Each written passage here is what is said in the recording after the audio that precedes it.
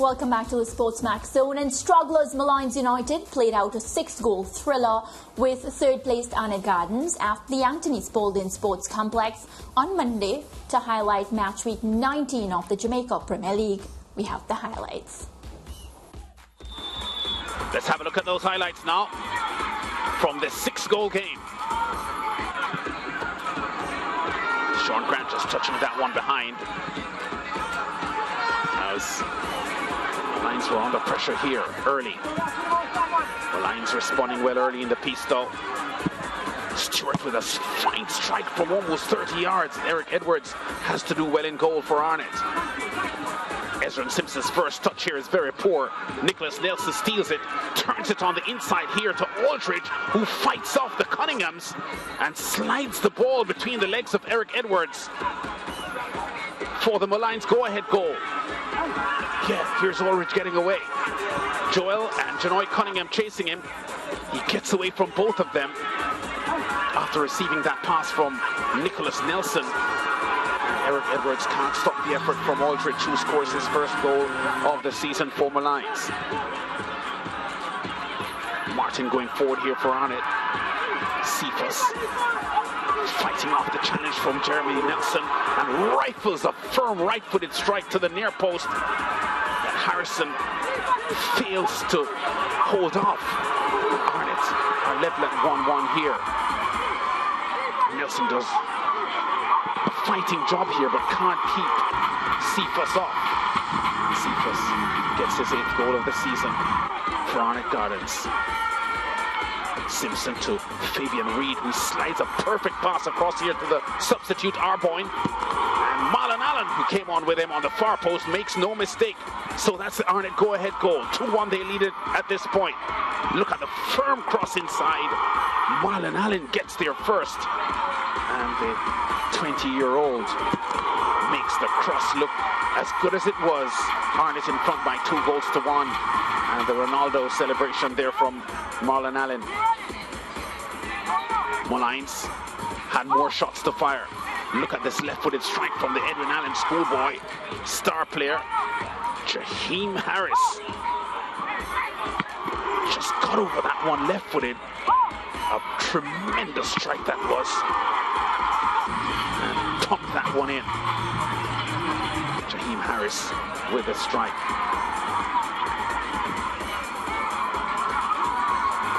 Here's the go-ahead goal now for Molynes. Nelson fending off the Ezra and Simpson challenge, and Rivaldo Mitchell right there on spot to turn that one in past Eric Edwards. Yeah, very, very good goal there. Nicholas Nelson doing a mountain of work here to fend off the challenge from Ezra and Simpson, and Rivaldo Mitchell finishing really well. 3-2 the scoreline at this point for Molynes. They would have thought they won it here because they were now into stoppage time and they were leading 3-2. But look at this strike from Kimani Arboyne. Wow! Almost 30 yards out, drives a bullet-like right-footed effort. Peter Harrison has no chance, and the bearded one, Kimani Arboyne, celebrates the 6th goal on the season, and what a special one that was. Earned a point for Arnett, 3-3 in stoppage time. A game that appeared poised to lose. All right, so these are the other results in the round.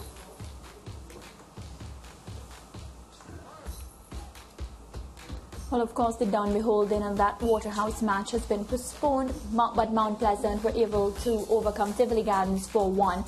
Humberline taking away a win against Bear United, Montego Bay United beating Portmore United 1-0. And then that game that had 6 goals, a draw between Molynes United and Arnett Gardens. So this is how the table looks now. Waterhouse, having played 17 matches, which is one less than Down Beholden, they have a total of 39 points. Down Beholden in 2nd position, also on 39 points. Arnett Gardens 36 and Mount Pleasant in that 4th spot on 34 points. Notice Cavalier and Tivoli, we spoke about that midweek battle. Georgia and Lance, they're now on 27, that mid-table battle, sorry. They're on 27 and 25 points. Harbourview on 24 points. At the bottom of the table, Molynes United on 15 and Montego Bay United on 9 points. So George and Lance the Mount Pleasant versus Tivoli match. Daniel Green scored 2 goals in that match to, of course, now lead the Golden Boot. What did you make of his performance and the fact that he had a massive part to play in ensuring that his team walked away with 3 points? Has looked a different player this season. Daniel Green has matured physically as well, and I think he's at home in the Premier League. There was a time when every time SportsMax did a Mount Pleasant game, Daniel Green wouldn't turn up. Fact is that every coach at Mount Pleasant has had, and they've had several since they came into the league, every coach has trusted Daniel Green and they've given him extended game time even when he wasn't scoring. Very happy to see the young man come to hand, as you'd say, this season. The national call-up has also matured him. He got some good minutes in one of the Reggae Boys games recently. So I think we're seeing a more mature player, a good player, a quick player, crowd pleaser. He likes to play to the crowd. He's the kind of player you pay money to go and watch, and he knows that he's good, and I'm very happy that he's having a good season. Yeah. Lance Mount Pleasant, they had a mid-season slip-up, but they're back and, their team seems to be clicking. Yeah, we were talking last week about Tivoli finding their form and beginning to play a lot better as they approach the playoffs. And for them to be spanked 4-1 by Mount Pleasant is an illustration of how well Mount Pleasant are playing at the moment. A 4-1 victory over another top-flight team isn't to be scoffed at. And this is their 4th win, Mount Pleasant, in their last 5 games. So very, very pleasing for them. A bit of a jolt for Tivoli because although they're 6th at the moment, Harbourview, who are 7th, have a game in hand. And Tivoli would be disappointed with that result. When we spoke last week, George was keen on pointing out the tight battle in mid-table. Anything that happened over the weekend that affected it? Well, what I want to say as we get it, if we can get the table back, is that because of what happened, there are only 3 games left for the majority of the teams in the preliminary round. 3 games left for everybody excepting Dunbehold and Waterhouse and those teams that they were to play. But Arnett Gardens now, look at where Tivoli are. 19 games Tivoli have played for 25 points. They can't catch Arnett Gardens in 3rd. Arnett are guaranteed a playoff spot from here. Cavalier can move up, of course, if they are perfect from here till the end of the season.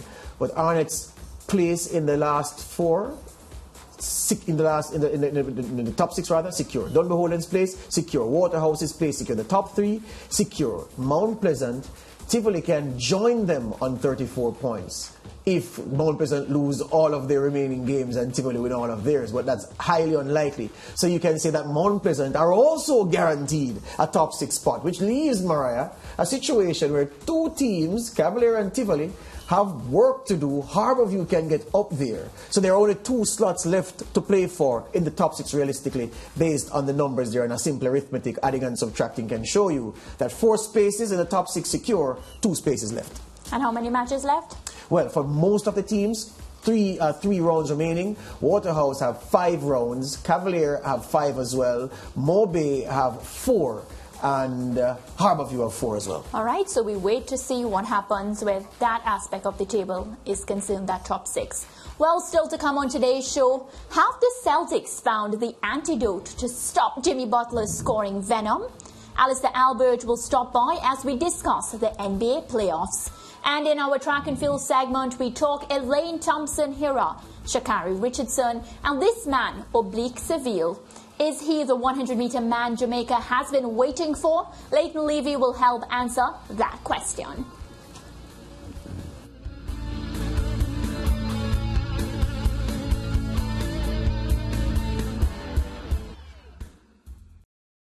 Thank you for watching SportsMax on YouTube. Don't forget to like, share, subscribe, and to click the notification bell to stay informed.